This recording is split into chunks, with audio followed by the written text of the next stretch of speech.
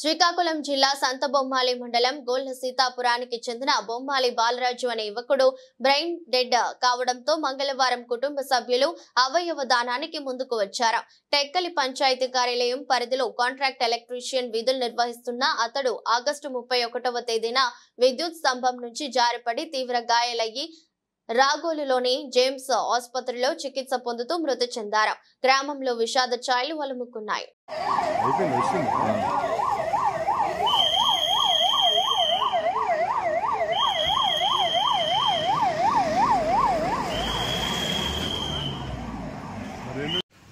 General salute! Salute!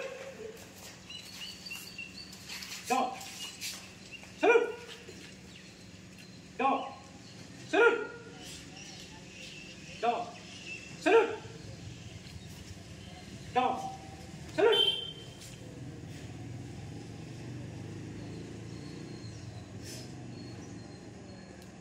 Down. बम्माली Balraj गाరికి अमर रहे